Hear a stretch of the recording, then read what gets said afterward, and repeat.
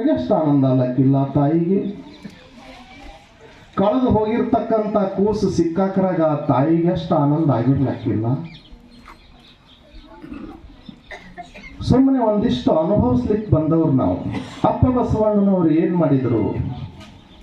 ಕಟ್ಟ ಕಡೆಯ ಜೀವಿ ಏನು ಇಡೀ ಊರಿನ ಹೊರಭಾಗದಲ್ಲಿ, ನಮ್ಮ ಊರಿನ ಕೊನೆಯ ಭಾಗದಲ್ಲಿ ಜೀವಿಸ್ತಕ್ಕಂಥ ಒಬ್ಬ ಕಟ್ಟ ಕಡೆಯ ಎಲ್ಲರ ತುಳಿತಕ್ಕೊಳಪಟ್ಟಿರ್ತಕ್ಕಂಥ ಒಬ್ಬ ಜೀವಿಯನ್ನ,